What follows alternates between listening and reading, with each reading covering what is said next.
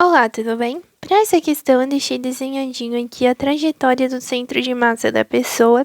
Então, primeiro ela vai vir correndo aqui, ela vai dar um impulso, ela vai subir até o ponto mais alto, que é a altura 1,25 metros, vai descer aqui até atingir a sua altura inicial e também depois ela vai continuar caindo até que o seu centro de massa atinja o ponto do chão. Tudo bem? A gente sabe ali pelo desenho que aqui, ó, a distância desse ponto inicial até o ponto mais alto da sua trajetória é de 3 metros, tudo bem? Consequentemente, como é um lançamento oblíquo aqui, né? Primeiro ela sobe, depois ela desce nas mesmas condições de gravidade, de resistência do ar, de tudo isso.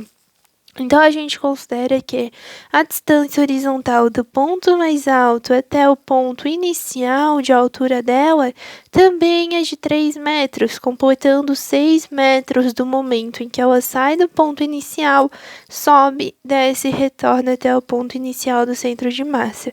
Contudo, ainda existe 1,04 metros que ela vai percorrer depois até atingir o chão com o seu centro de massa, que seria quando ela cai no chão, tudo bem? Então, essa é a nossa divisão.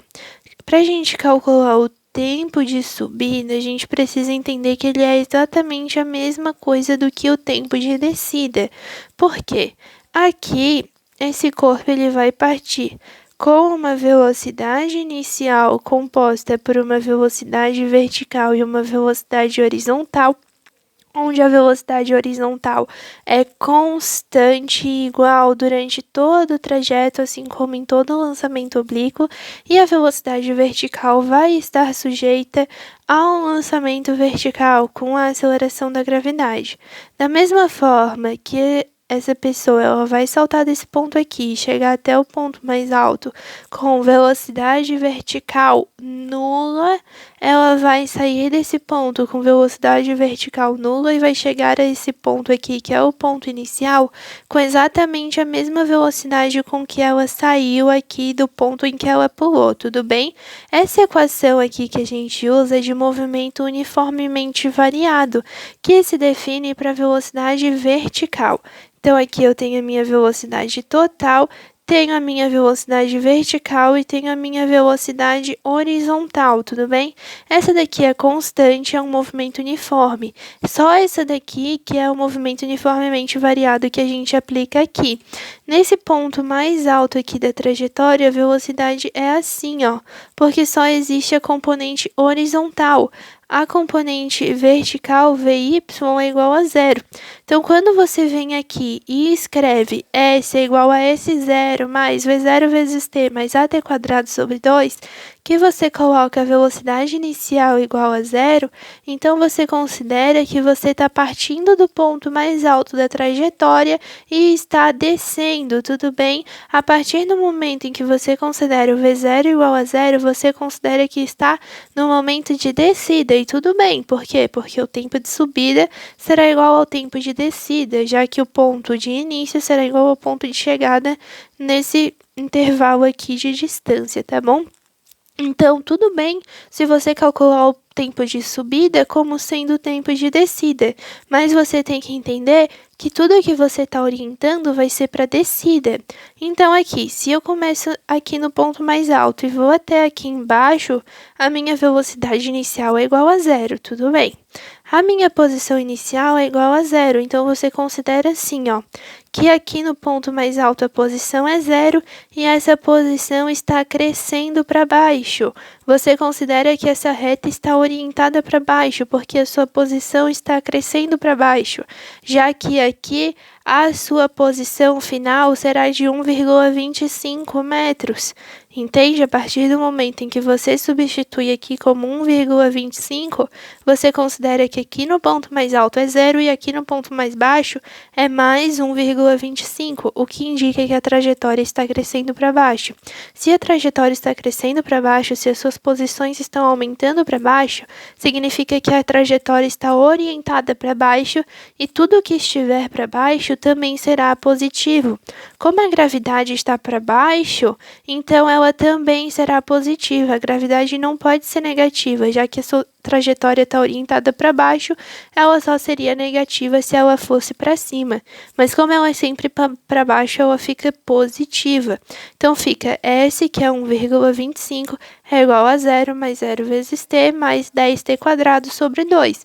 10 por 2 fica 5. Se eu passo 5 dividindo, eu tenho 1,25 dividido para 5, que dá 0,25. Passo o quadrado como raiz, eu tenho que o tempo é 0,5 segundos. 0,5 segundos. Então, demora 0,5 segundos para subir e demora 0,5 segundos para descer. Tudo bem? Esse tempo é igual, totalizando 1 segundo para fazer todo esse trajeto. Partindo desses 2 pontos até chegar aqui, né? Daí depois tem mais esse tantinho. Se você quisesse orientar a trajetória para cima, aqui teria que ser menos 1,25. Porque daí a sua posição estaria crescendo para cima, né? Menos 1,25 e indo aumentando para cima, tudo bem? Então, você teria que substituir como menos aqui, e daí sim a sua trajetória estaria orientada para cima e você colocaria a gravidade como negativo. Mas de qualquer forma, o menos se anularia com o menos e ficaria tudo igual, o tempo de 0,5 segundos. Então, se atente se alguma vez acontecer algum erro com o sinal, tente se atentar a essa questão da orientação da trajetória, que é possível que você esteja errando um sinalzinho ali na hora de orientar. Na alternativa B, que pede a velocidade horizontal média. Como a velocidade horizontal é sempre constante, nós podemos pegar qualquer trechinho desses aqui sabendo o tempo e podemos calcular. Nós podemos tanto calcular esse trecho todo aqui, que a gente viu que demora 1 segundo, né? 0,5 segundos para subir e 0,5 para descer. Então, eu tenho 6 metros em 1 segundo, que daria uma distância de 6 metros por segundo. Eu posso tanto pegar esse trechinho aqui de 3 metros, que demora 0,5 segundos, e tenho a distância, 3, o tempo 0,5, 6 metros por segundo. De qualquer forma, você tem que encontrar essa velocidade horizontal média 6 metros por segundo, mas tem várias formas de fazer. Ali na alternativa C, pede um intervalo de tempo em segundos entre o instante em que o atleta atingiu a sua altura máxima e o instante final do salto. A gente diz que esse seria o tempo aqui, ó, de altura máxima até o salto. A gente diz que esse é o tempo de voo, tá bom? Na física, a gente considera o tempo de voo como sendo o tempo partindo da posição mais alta e chegando até o chão. Esse tempo aqui de subida não é tempo de voo, é tempo de permanência no ar, tá? Ele entra no tempo de permanência no ar, mas o tempo de voo é apenas o momento em que ele está aqui descendo, tá bom? Então, ficaria assim, ó, a gente pode calcular o tempo total, que seria, que seria aqui pela distância horizontal, que é 7,04 metros, com uma velocidade de 6 metros por segundo, então ficaria distância 7,04, velocidade que é 6 e o tempo que eu quero descobrir. E eu teria aproximadamente 1,17 segundos. Mas esse seria o tempo total. Como eu demorei 0,5 segundos para subir, eu só venho aqui e subtraio, ó, o tempo total, 1,17 é igual ao tempo de subida mais o tempo de voo. E daí eu tenho aqui, passa subtraindo, né? 1,17 menos 0,5, eu tenho que o tempo é 0,67. Da posição mais alta até a posição mais baixa. Ou você também poderia simplesmente fazer 4,04 dividido para 6, que daria o mesmo valor também. Tá legal?